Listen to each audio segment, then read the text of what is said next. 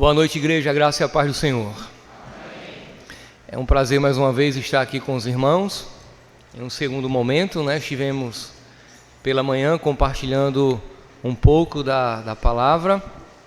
E hoje nós vamos dar, hoje à noite, continuidade, ministrando aos irmãos e celebrando a Deus por tudo aquilo que Ele tem feito às nossas vidas.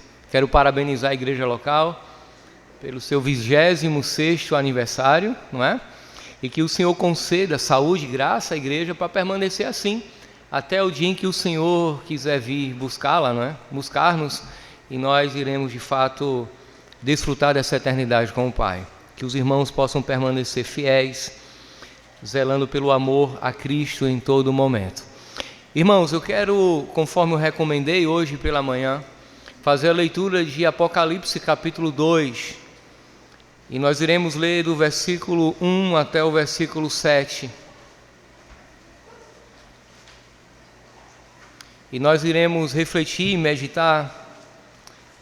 E o tema, ou título da nossa mensagem nessa noite é: quando o amor se vai, a fé adoece. Quando o amor se vai, a fé adoece. Eu quero ler com você. Me acompanhe. Provavelmente a minha versão um pouco diferente da sua. Eu estarei lendo na NVI, mas acompanhe com atenção. Diz assim a palavra do Senhor. Em seguida nós estaremos orando. Ao anjo da igreja em Éfeso escreva: estas são as palavras daquele que tem as 7 estrelas em sua mão direita e anda entre os candeeiros de ouro. Conheço as suas obras, o seu trabalho árduo e a sua perseverança. Sei que você não pode tolerar homens maus, que pôs à prova os que dizem ser apóstolos, mas não são, e descobriu que eles são impostores, eram impostores. Verso 3. Você tem perseverado e suportado o sofrimento por causa do meu nome, e não tem desfalecido. Contra você, porém, tenho isto: você abandonou o primeiro amor. Lembre-se de onde caiu. Arrependa-se e pratique as boas obras que praticava no princípio. Se não se arrepender, virei a você e tirarei o seu candeeiro do seu lugar. Mas há uma coisa a seu favor: você odeia as práticas dos nicolaítas, como eu também as odeio. Aquele que tem ouvidos, ouça o que o Espírito diz às igrejas. Ao vencedor, darei o direito de comer da árvore da vida que está no paraíso de Deus. Eu quero, antes de orar, que você leia comigo apenas o versículo 4. Projeta apenas o versículo 4, nós iremos ler. Todos juntos? Vamos lá? Tenho, porém, contra você o seguinte: você abandonou. Querido Deus, nós te louvamos nessa noite. Engrandecemos o teu nome. Suplicamos a tua bênção sobre as nossas vidas.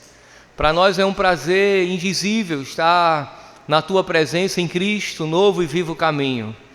Obrigado por ter enviado Jesus, que conquistou esse privilégio para nós, o privilégio de estarmos na tua presença.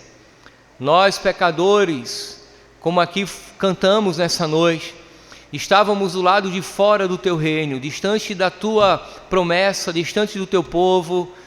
Não tínhamos o Senhor, não tínhamos o teu Filho, não conhecíamos o teu Espírito. Mas aprove o Senhor enviá-lo para nos trazer para perto, para o lado de dentro do teu reino, para a sala do trono, onde o Senhor estendeu o teu cetro de justiça e nos absolveu de todas as nossas iniquidades. Obrigado. Nessa noite traz, ó Deus, uma intervenção poderosa do teu Espírito sobre a nossa mente e coração, para entendermos o teu conselho nessa noite, a tua palavra. Uma intervenção poderosa, ó Deus, para compreendermos o propósito do Senhor para as nossas vidas. E que possamos, Senhor, ter uma compreensão transformadora salvífica e libertadora em Cristo Jesus. Amém e amém. Meus irmãos, a igreja de Éfeso estava inserida em um dos ambientes mais desafiadores do mundo antigo. A cidade era um centro estratégico de comércio, cultura e religião. Naquela cidade se erguia um importante templo de Ártemis, ou como alguns costumam chamar, a Diana dos Efésios. Ártemis, ou a Diana dos Efésios, era um símbolo de espiritualidade corrompida, profundamente ligada à imoralidade e aos interesses comerciais, econômicos da época. Se você não compreendeu, compare, por exemplo, a cidade de Éfeso com Juazeiro do Norte, em que a religião movimenta a economia e sustenta as pessoas que ali estão. Havia uma espécie de um turismo religioso, que as pessoas migravam para lá, de maneira que o templo de Diana ou de Ártemis é ainda hoje considerado uma das 7 maravilhas do mundo antigo. Foi nesse contexto que o evangelho cresceu e floresceu, inicialmente sobre a pregação do apóstolo Paulo. A igreja nasce, cresce e se torna uma forte pressão social naquele contexto. A igreja começa a alcançar vidas, as pessoas se convertem, e diz o texto de Atos dos Apóstolos, capítulo 19, que logo nos primórdios daquela igreja, muitos se converteram a ponto de queimar os seus livros de magia em praça pública. A igreja, portanto, cresceu, nasceu ali e se fortaleceu sobre um enorme confronto espiritual. De fato, uma enorme batalha espiritual. Não à toa, o apóstolo Paulo, quando escreve a carta aos Efésios, ele fala de uma forte batalha espiritual. A igreja de Éfeso aprendeu, portanto, a discernir o erro, a resistir à falsidade e a permanecer em meio à oposição. Aquela igreja, segundo o texto que lemos, era uma igreja ativa, vigilante, comprometida com a verdade. A sua história era marcada por zelo, por trabalho e por uma perseverança de dar gosto e talvez até uma inveja santa à maioria das igrejas da região. Contudo, ao passar do tempo, algo começou a mudar. Não necessariamente do lado de fora, mas do lado de dentro da igreja. A luta constante pela verdade, embora necessária, foi gradualmente consumindo o vigor da devoção que aquela igreja tinha por Jesus.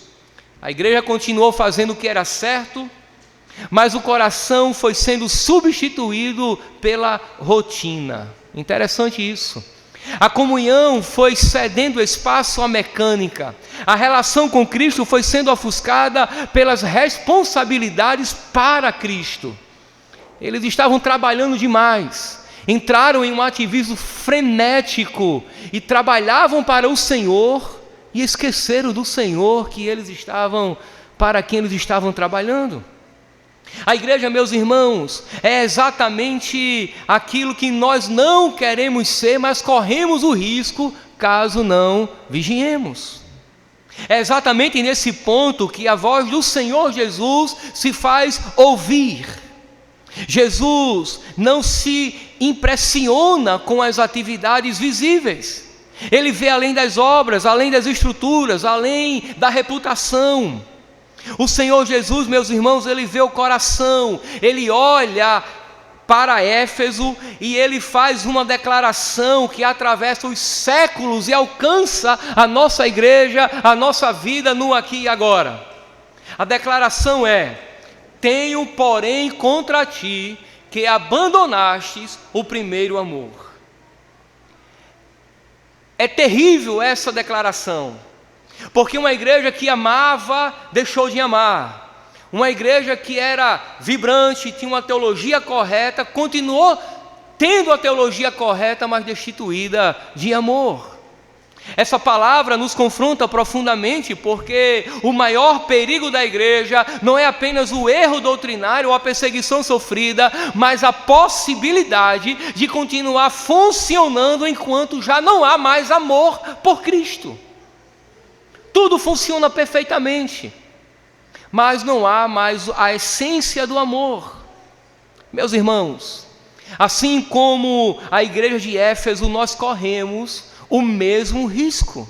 Corremos o risco de sermos uma igreja com boa teologia, uma agenda cheia e ainda assim negligente no amor por Deus.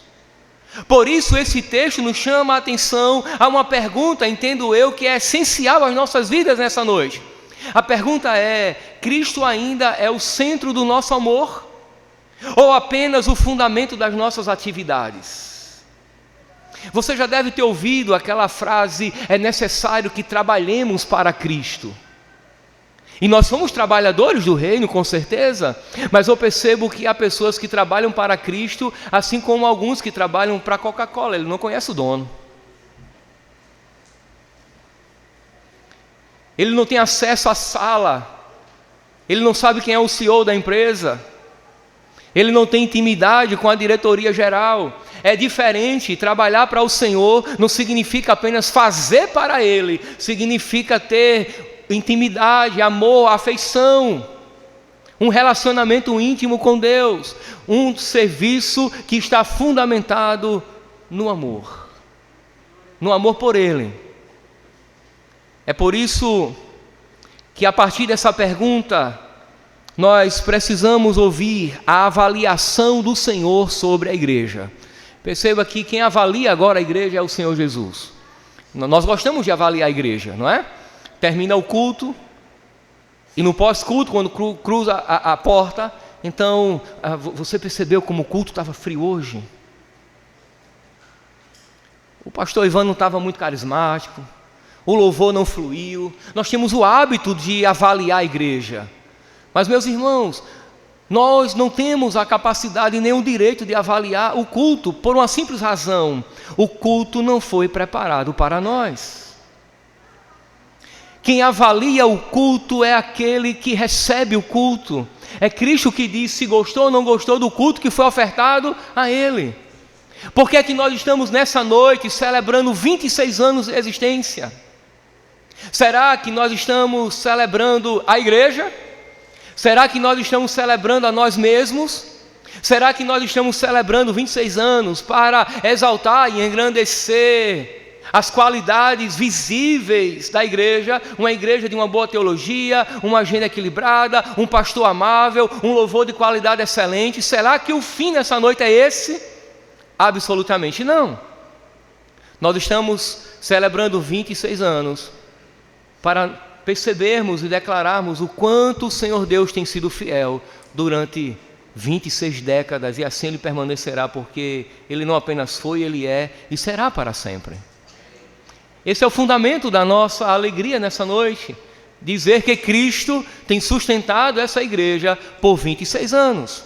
Nós vamos compreender esse texto e as verdades dele em 3 partes, ou em 3 pontos principais. Em primeiro lugar, eu chamo a sua atenção a uma acusação que revela a seriedade do problema. Perceba que Jesus, ele inicia o texto fazendo elogios. E são elogios sinceros e verdadeiros, porque é Jesus que está fazendo. Ele não está fazendo uma pirotecnia de retórica. A igreja de fato era digna de elogios em algumas áreas. Observe a partir do versículo 2: conheço as suas obras, o seu trabalho árduo, a sua perseverança. Sei que você não pode tolerar homens maus, pois aprova aqueles que se dizem ser apóstolos, mas não são. O verso 3 diz que eles perseveram, suportam o sofrimento e fazem isso por causa do nome de Jesus. Era uma igreja viva, atuante, uma igreja ortodoxa. No final, Jesus disse que eles abominavam as obras dos nicolaítas. E Jesus também abomina as obras dos nicolaítas. Jesus faz elogios. Mas perceba que depois de elogiar a igreja por sua perseverança, pelo seu zelo, por sua fidelidade à doutrina, Cristo conduz a palavra que muda totalmente a direção da compreensão que ele tem com relação à igreja. Ele introduz uma palavra que muda completamente o tom da avaliação. Verso 4: tenho, porém, contra ti. Ele começa elogiando e diz: olha, não são apenas elogios, Não são apenas coisas boas, mas eu tenho uma cláusula contra vocês. E essa expressão, meus irmãos, carrega um peso de solenidade. É de fato como se um Jesus agora tivesse chamado a igreja para uma espécie de tribunal, porque essa palavra tem um tom formal.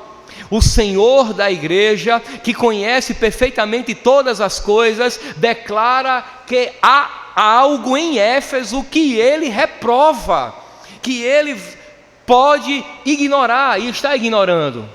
E ele conhece a igreja. Perceba o versículo 1.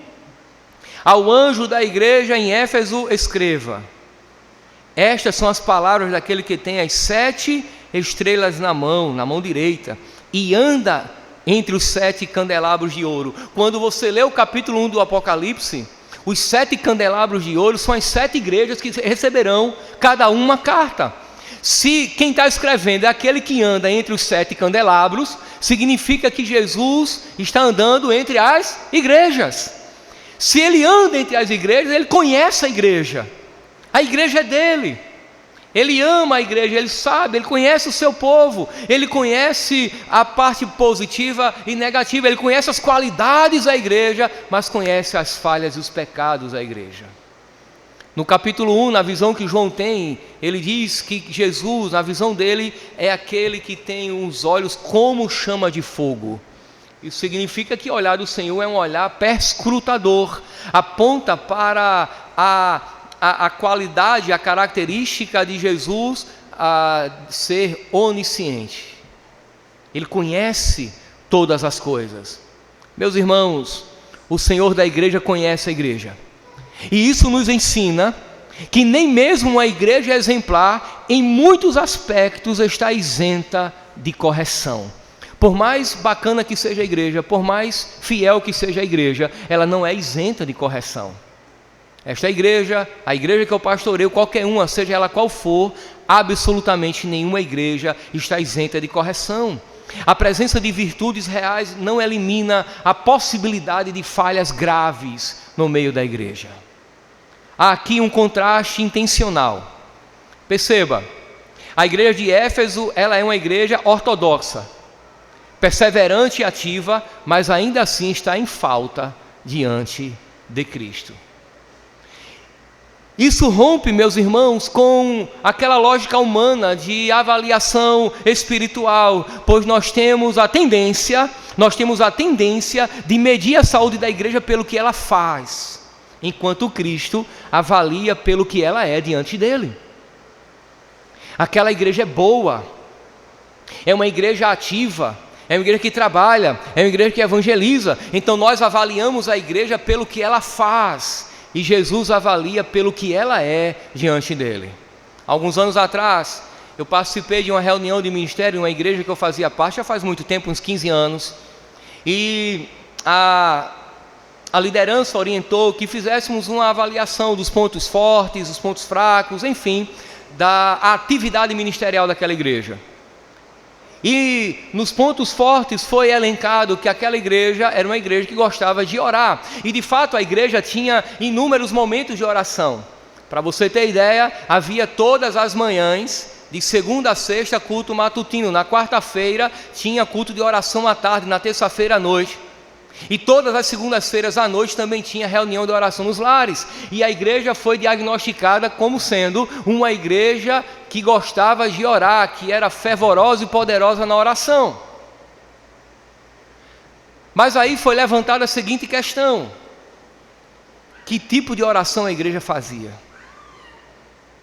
Como a igreja compreendia a oração? Ela orava, mas de fato ela sabia orar? E quando nos aprofundamos no tema, nós percebemos que a igreja na realidade tinha uma prática de oração muito equivocada. A igreja determinava, a igreja decretava tudo aquilo que iria acontecer.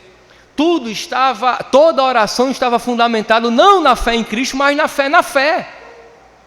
Estava fundamentado no eu creio que isso vai acontecer. Não é uma fé em Deus, é uma fé na fé. Eu creio que pela minha fé isso vai acontecer. Logo, Se avaliássemos a prática de oração daquela igreja, pela atividade estava tudo perfeita, mas quando nós fomos avaliar pelo que ela representa, pela compreensão que ela tinha diante de Cristo, ela estava orando e pecando ao mesmo tempo.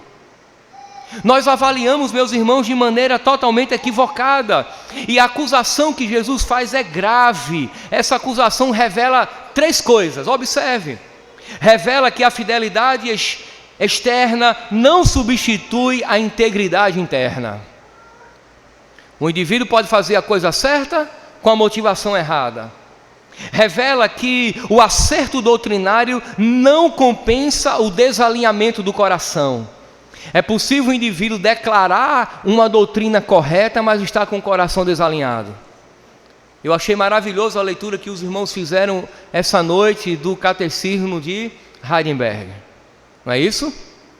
Mas é verdadeiramente isso que você crê?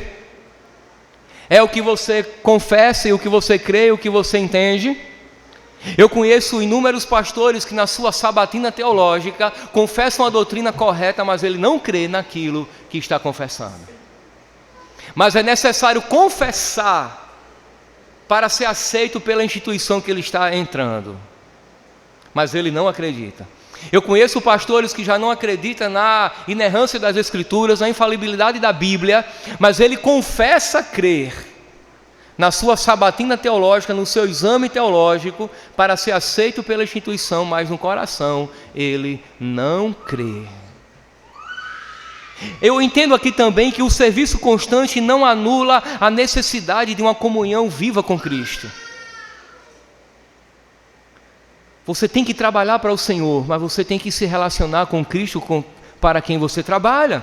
A igreja de Éfeso, meus irmãos, provavelmente não percebia a gravidade da sua condição.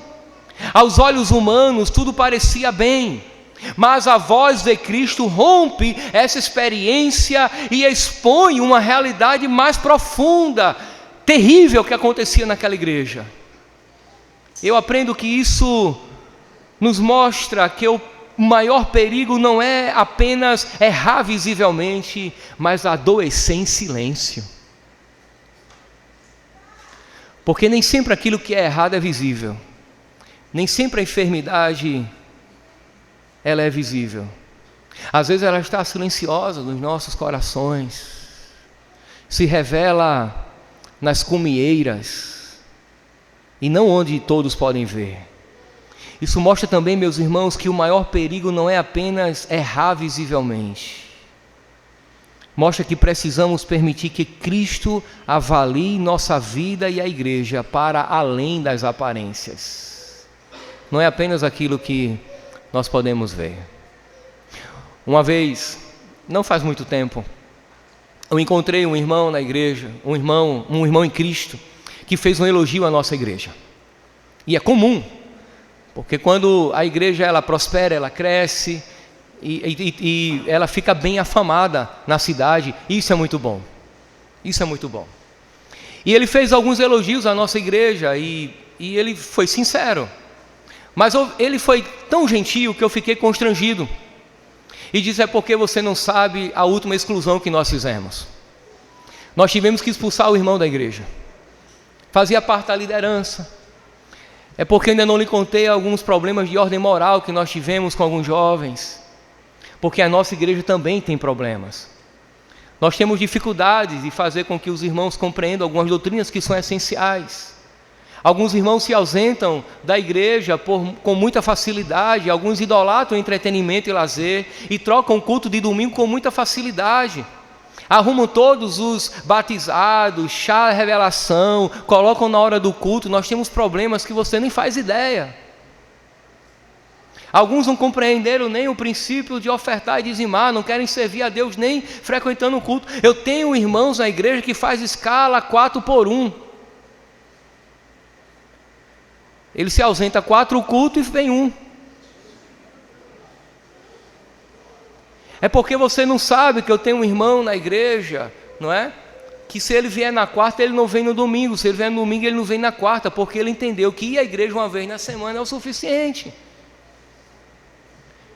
Isso acontece na sua igreja? Eu disse: qual é a igreja que não tem? Fala para mim. Porque nem todos os problemas são visíveis, mas Jesus conhece o interior e o coração da igreja. Então, meus irmãos, não basta perguntar se nós estamos ocupados, produtivos ou corretos, mas se estamos aprovados diante daquele que vê o coração.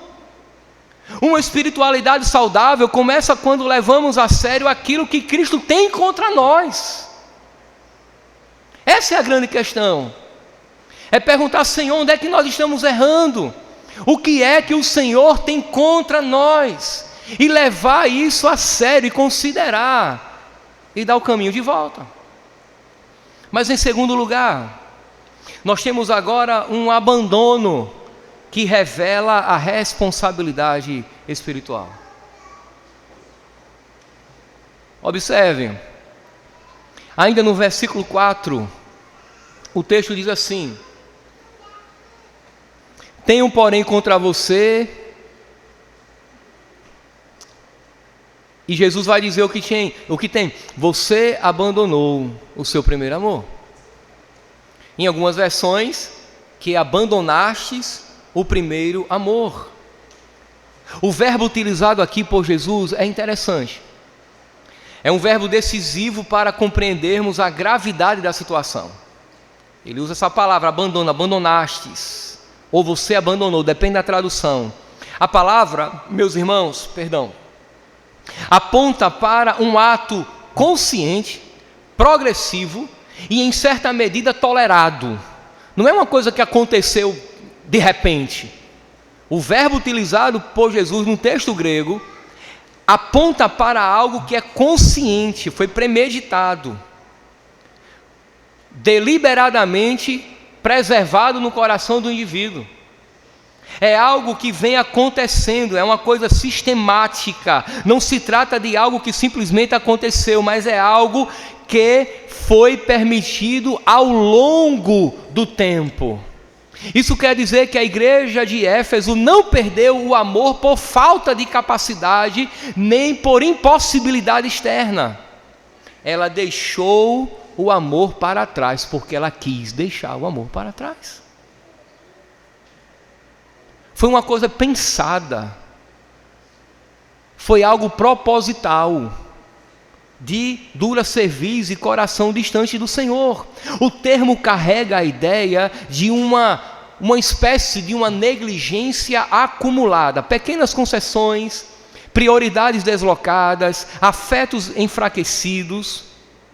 Não houve um rompimento abrupto, de maneira nenhuma, mas um distanciamento gradual, silencioso, barreiras que foram quebradas, limites que foram ultrapassados, princípios que não foram observados e foram deixados para trás. Esse é um dos aspectos mais perigosos, da vida cristã. É justamente o afastamento do coração. E o afastamento do coração, meus irmãos, raramente é repentino. É silencioso. Acontece gradativo, de maneira sistemática. Eu tinha 19 anos de idade quando eu deixei de ir a um culto de domingo. E você pode deixar de vir a um culto de domingo, desde que haja razão para isso. Às vezes não dá para vir. Mas eu deixei de ir ao culto porque eu entendi que tinha algo mais interessante a fazer. Eu assisti a TV de manhã e o Fantástico passou uma chamada na Rede Globo e ia ter uma reportagem, um Fantástico muito interessante. Eu sempre fui muito curioso. Eu sempre gostei de aprender um pouco de tudo, de ler de tudo que imaginar. Então me chamou muita atenção aquela reportagem que iria passar a noite no Fantástico. Eu disse, eu não vou para o culto, mas eu vou assistir essa reportagem. E no outro domingo eu vou ao culto. Só que a reportagem ia ter continuidade. Era uma série de reportagens sobre o mesmo tema. E eu não queria perder o fim daquela história, porque eu queria aprender sobre aquilo. E foi um domingo, foi um outro domingo, foi um outro domingo. 1 ano e meio depois eu retornei para a igreja. Acabado, destruído. Eu fiz coisas que com a minha cara de anjo você não imagina. Destruído, acabado, o Senhor me trouxe de volta. E eu percebi que a coisa é muito sutil. Você vai se distanciando gradativamente, o amor vai se arrefecendo. E daí você entende a importância de cultuar a Deus, de estar com a igreja e de zelar pelo amor que há no coração.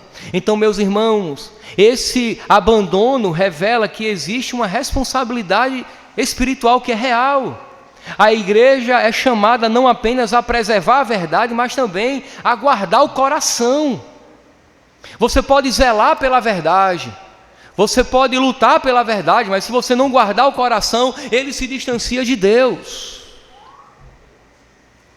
Além disso, o verbo que o Senhor usa, ele indica um movimento de abandono no passado, ou seja, é algo que já havia acontecido e foi consolidado. Abandonastes, aconteceu, e eles consolidaram aquele abandono.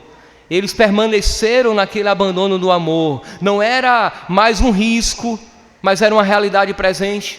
O amor naquela igreja já não ocupava o lugar que antes lhe pertencia, e eles simplesmente se acostumaram. Isso nos ensina que, em primeiro lugar, é possível permanecer fiel nas práticas e infiéis nos afetos. É possível você permanecer fiel na prática de vir à igreja, de participar do culto, de orar, de dizimar, de cantar, de ir para o projeto de evangelização, mas é possível que você seja infiel nos afetos, que o seu coração já não queime nem arde por Jesus. Meus irmãos, é possível, não se engane.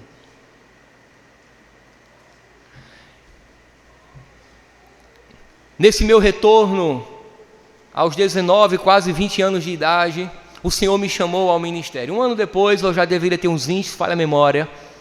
Aos 21, eu entrei no seminário. E em uma terça-feira à noite eu fui à igreja, era culto de oração. Era culto de oração. E como de costume, antes do culto começar, toda a igreja permanecia aproximadamente 15 minutos de joelho, antes do culto começar, orando a Deus. E não diferente da maioria dos irmãos, eu fiz a mesma coisa, só que naquela noite eu não tinha muita coisa a dizer ao Senhor.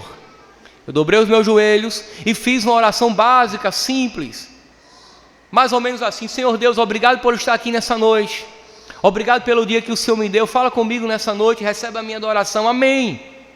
Mas quando eu fui levantar-me dos meus joelhos, veio aquela voz no meu ouvido e disse: calma,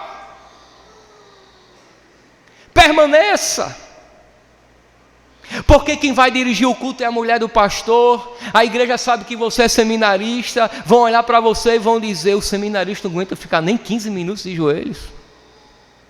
Então eu orei 3 minutos para a glória de Deus e 15 minutos para zelar pela minha própria glória.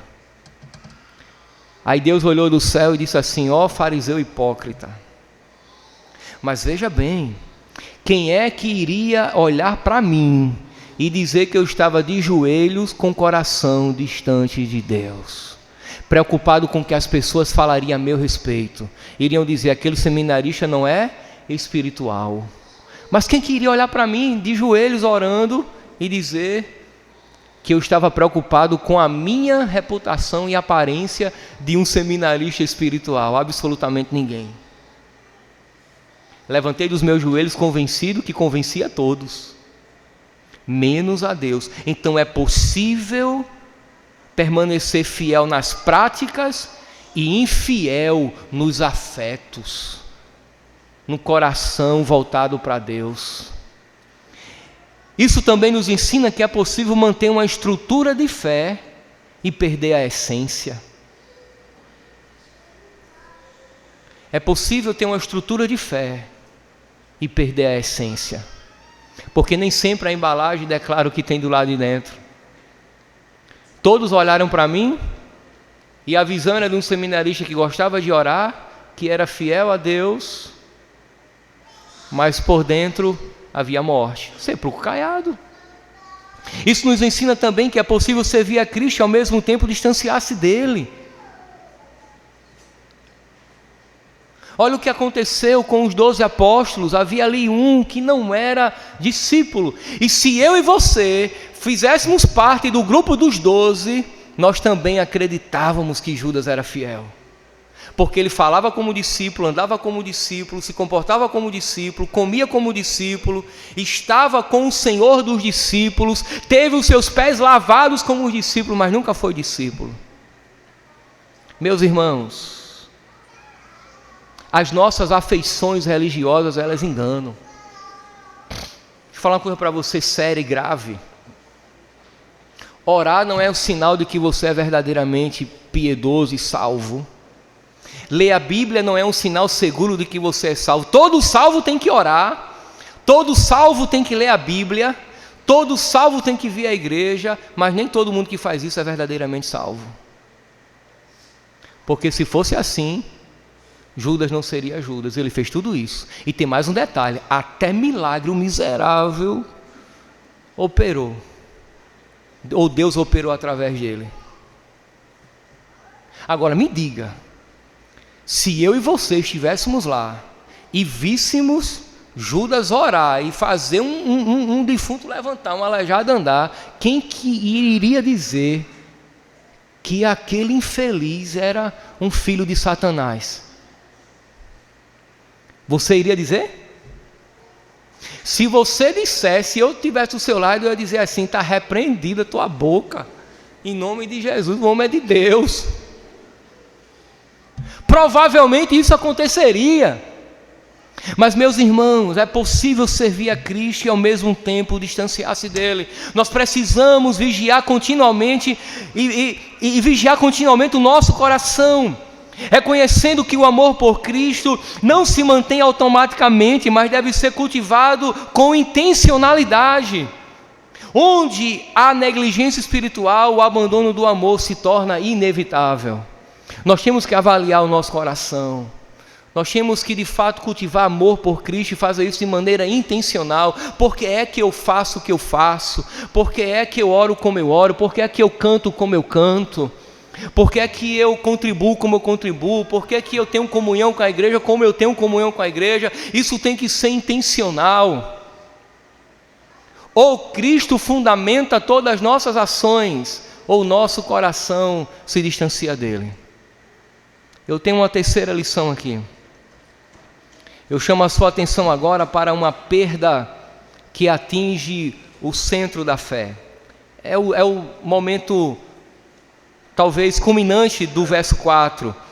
A acusação de Cristo alcança agora o seu ponto mais profundo: o teu primeiro amor. Perceba que a coisa foi gradativa. Contra você, eu tenho contra você que você abandonou e agora abandonou o primeiro amor. Não se trata aqui de uma perda periférica, não é uma perda qualquer, simples, que desconsidera aquilo que é importante, mas é algo que toca o centro da vida cristã.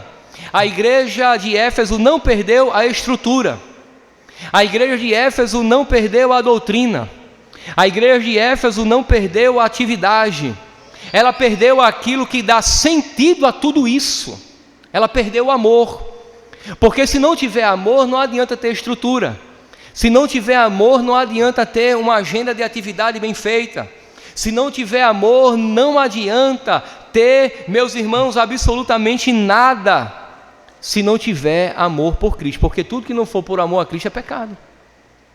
Porque tudo que não for por amor a Cristo é um equívoco e é um pecado diante dele. Então esse primeiro amor não deve ser reduzido apenas ao favor, vamos dizer assim, aquele fervor, melhor dizendo, emocional do início da nossa conversão, embora também inclua esse aspecto. O amor aqui não é necessariamente aquele amor dos primeiros dias da nossa conversão, embora possamos teologicamente compreender que é possível abranger até aí. O termo, na realidade, aponta sobretudo para a primazia do amor, um amor que ocupava o primeiro lugar, que governava todas as motivações da igreja, que orientava as ações e a sustentava em comunhão com Cristo. Era um amor que deveria estar em tudo, absolutamente tudo, não apenas revelando a nossa experiência de salvação, mas conduzindo todas as práticas da salvação. Tudo aquilo que a igreja faz deve ser por amor. Sejamos sinceros, nem sempre nós fazemos as coisas por amor a Cristo. E as cartas de Paulo, por exemplo, deixam claro que às vezes nós fazemos por rivalidade. Nós fazemos por egoísmo, por projeção. Não é? Uma vez, eu chamei um rapaz do Ministério Louvor para conversar com ele sobre algumas coisas. Ele disse: pastor, o meu objetivo é fazer o meu ministério. Irmãos, eu confesso, naquele dia eu estava tão mal que eu desisti assim. Depois eu pedi perdão a Deus. Disse: Senhor, em outro momento eu volto para aconselhar esse rapaz aqui, porque não tem condições não. É fazer o meu ministério. Eu fiz parte de uma turma no seminário do Betel Brasileiro. De 42 alunos, se formaram 32. Eu e Kátia fazíamos parte da mesma turma. E nós tínhamos pessoas extraordinárias.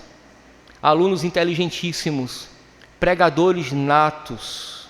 E eu, junto com Kátia, nós fazíamos parte daquele lado da turma dos improváveis. Daqueles que ninguém dá nada. E no grupo dos improváveis fazia parte a Gildeni Basílio, viúva, assembleana, carismática, uma bênção, mas limitada em algumas coisas. E ela gostava do grego, mas entendia pouco dele, e a gente chamava ela de grega, né? Na brincadeira. Resultado, parte da turma não foi para lugar nenhum no ministério. A Gildeni já cruzou fronteiras e deu uma volta já no mundo pregando o Evangelho. Apoiada por sua instituição, casou e dedica a vida à pregação do Evangelho. Ela fazia parte do grupo dos improváveis, porque eu entendi que ela fazia por amor a Deus, enquanto que aqueles que queriam ir, eles queriam ir da seguinte maneira: eu vou, mas a igreja tem que fazer isso. Eram tantas as condições que eu digo: meu Deus, será que eu vou conseguir isso também? E eu não consegui absolutamente nada daquilo, porque eram tantas as condições. Eles não estavam fazendo por amor a Cristo. Então a igreja, meus irmãos, de Éfeso tinha esse problema. Era um amor marcado por devoção sincera, prazer em Cristo, centralidade relacional, entrega voluntária e alegre.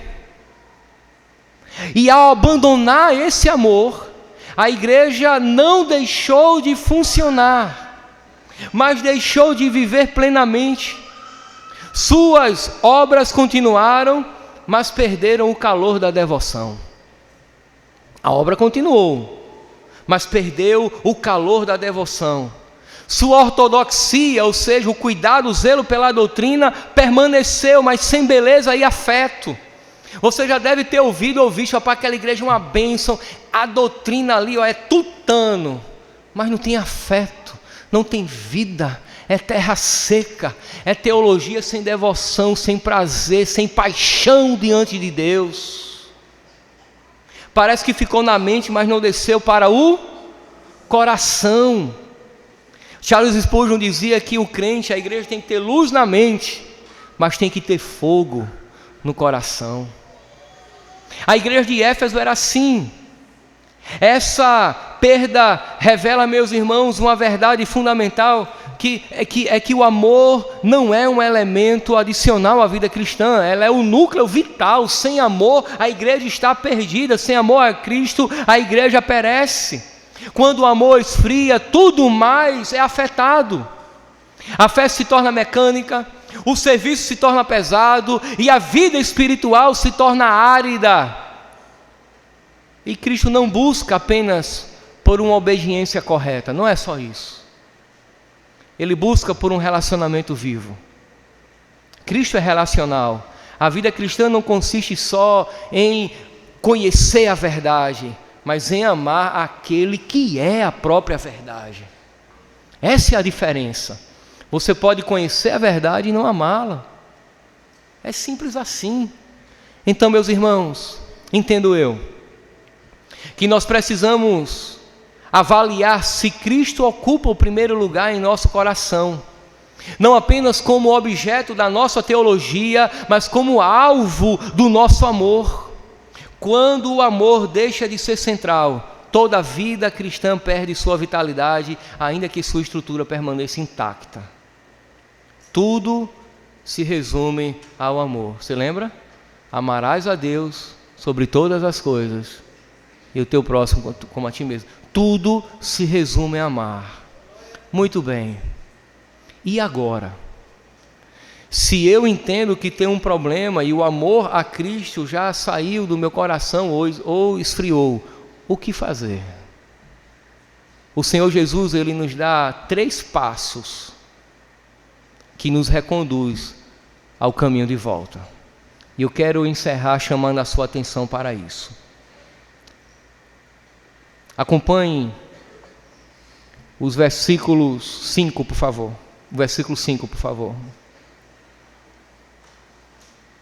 Primeiro passo: lembre-se de onde você caiu. Você entendeu agora? Isso, meus irmãos, exige uma avaliação honesta de nossa condição espiritual. Não é simplesmente você olhar para dentro de si mesmo de maneira superficial e dizer assim: Senhor, me faz enxergar. Porque se você for olhar com seus próprios olhos, você vai ver muitas qualidades, muitas virtudes em você. Mas se você disser assim: Senhor, pela ação do Teu Espírito Santo, me faz enxergar a mazela do meu pecado, me faz ver onde eu caí. É isso que Jesus quer que façamos. Ele quer que lembremos de onde nós caímos. É reconhecer que já estivemos melhor, mas agora pioramos. Não há mais paixão por Cristo. Não se trata, meus irmãos, de uma lembrança nostálgica, mas de uma consciência espiritual, de lembrar onde nós caímos. Porque pecado tem nome. Desamor, ira, maledicência, gula, adultério, fofoca, facção. Pecado tem nome. E a igreja aqui agora, ela é convidada pelo próprio Cristo a lembrar onde ela caiu. Onde que o amor ficou? Qual foi a esquina da vida? Onde eles pararam no meio do caminho. Então, lembre-se onde você caiu. Segundo, Jesus recomenda: você lembra e agora se arrependa. Arrependa-se. Lembre-se de onde você caiu e arrependa-se. O abandono do amor, meus irmãos, não é tratado aqui como algo leve, mas como pecado que precisa ser confessado. Arrependimento aqui não é apenas um sentimento de culpa, mas a mudança de mente e de direção, uma metanoia. Você aprendeu isso? É vir no caminho errado e de repente tomar o rumo certo, tomar a direção correta. Deixa eu falar uma coisa para você. Vamos considerar a igreja do Senhor. A igreja do Senhor é um povo salvo. A igreja do Senhor não pesa sobre ela nenhuma condenação, mas nessa era presente ela ainda peca contra Deus e deve se arrepender. E na vida do cristão, de uma igreja de fato arrependida, salva, lavada, remida pelo sangue do Cordeiro, que ainda pode pecar, apesar de não dever, o único pecado que Deus não perdoa é aquele que não é confessado. Na vida da igreja, o único pecado que o Senhor não perdoa é aquele que não é confessado, porque se confessarem os vossos pecados, Ele é fiel e justo para vos perdoar e vos purificar de toda a vossa injustiça. Pecado confessado é pecado perdoado. Arrependimento significa recebimento da graça de Deus. Nós, pastores, temos o hábito de observar a igreja, e quando nós pregamos, nós observamos a igreja de frente, então nós olhamos para todos vocês. O gesto, as afeições, um chora, outro ri, não é? Um senta, outro levanta. Mas o momento mais interessante que eu acho é no momento da ceia. Quando nós olhamos para a nave do templo, nós já observamos quem veio e quem não veio. É uma paranoia pastoral. Quem veio, quem não veio, sentimos falta. Mas um dos movimentos que eu gosto de observar é o seguinte: é quando o diácono ou a diaconisa chega com pão e com vinho, e tem aquele irmão com aquelas afeições de piedade, olha para o oficial da igreja, o irmão chega e faz o corpo e o sangue de Cristo. Aí o abençoado, piedoso, ele olha e faz assim.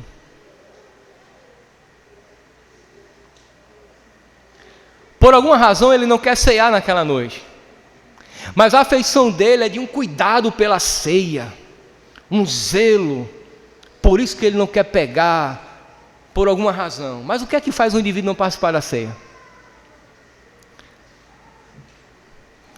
Duas possibilidades: ou ele tem dificuldade de abandonar o pecado, porque o texto diz: avalie-se, pois, o homem a si mesmo.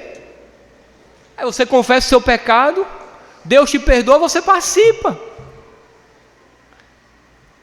Mas o indivíduo ele tem dificuldade de abandonar o pecado, então ele rejeita a ceia. Uma outra possibilidade, uma má compreensão da graça: ele não entende que se ele confessar, Deus vai lhe perdoar. Há um peso tão grande sobre ele, ele está tão destruído, que ele acha que o perdão de Deus é a prestação, é em parcelas. Você pede perdão hoje, vai sendo perdão. Não, você se arrepende, o Senhor te perdoa, e você participa da ceia de livre consciência. A nossa ceia foi celebrada o domingo passado lá na igreja. Não fizemos no primeiro, fizemos no segundo domingo. E chegou a irmã Carminha chorosa na igreja, e disseram: pastor, vá lá atrás, porque a irmã Carminha está chorando, e ela quer falar com o senhor. Eu disse: meu Deus, o que foi que aconteceu? 80 anos, cega dos 2 olhos. Mas veja bem, ela faz hidroginástica, pilates, e disse que, e perguntou a mim se fazia mal ela fazer jiu-jitsu. Ela trocou de casa e foi para um apartamento, preferiu morar no primeiro andar para poder subir a escada andando. Essa é a irmã Carminha. O que foi que aconteceu com a senhora, irmã Carminha? Pastor, me perdoe. O que foi que aconteceu com a senhora? Eu tive essa virose, ninguém foi me visitar, e eu pequei contra a igreja porque eu falei mal da igreja do Senhor, e falei mal do Senhor também. O Senhor não ligou para mim. Mas irmã Carminha, eu nem sabia que a senhora estava doente. Pelo amor de Deus, só me perdoe, porque o dom da adivinhação ainda não tenho. Ela riu. Ela disse: mas eu quero pedir perdão à igreja. Eu quero ir lá à frente e pedir perdão para a igreja, porque eu murmurei no meu coração. Eu disse: meu Deus, a igreja não veio aqui, e eu reclamei da igreja diante do Senhor, e eu quero pedir perdão. Eu disse: irmã Carminha, a senhora já se arrependeu de verdade? Ela disse: eu estou arrependida, pastor, eu quero pedir perdão a toda a igreja. Isso não precisa. Mas se a senhora pecou, falou mal do povo de Deus, com ira no coração, a senhora já está perdoada. Eu já estou perdoada, a senhora já está perdoada. Eu liguei até para o pastor Jamos pedindo para ele me absolver, olha só. Não, aí Jamos disse: irmã Camila, não tem absolvição de pecado pelo pastor, quem dá é Deus. E a senhora está arrependida? Posso cear? Pode. Por quê? Porque na vida de um crente, o único pecado que Deus não perdoa é aquele que não é confessado. Se você confessar, tem perdão para você. Se confessar os vossos pecados em arrependimento, Ele é fiel e justo para vos perdoar e vos purificar de toda injustiça. Meus irmãos, hoje Cristo continua andando no meio da igreja. O Senhor Jesus continua falando ao coração do seu povo. Talvez haja fidelidade, trabalho, perseverança.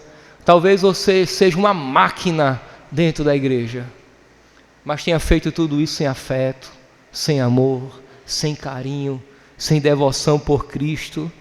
Mas Ele te pergunta: onde está o teu amor? Isso faz toda a diferença. Porque se você amar a Cristo, é possível que você faça menos e o efeito seja maior. Você faz ideia? É totalmente diferente.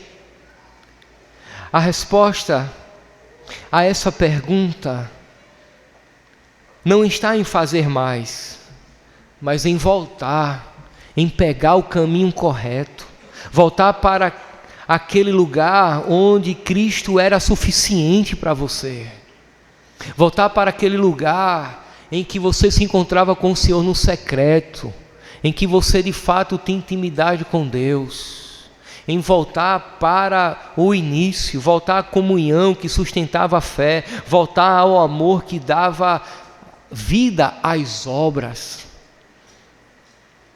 É por isso que Jesus diz: então pratica as boas obras.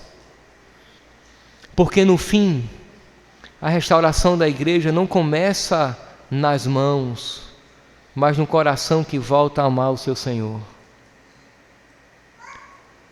Não basta você fazer, você tem que fazer com intencionalidade e amor ao Deus que você serve. Eu quero orar com você e por você. Fique de pé.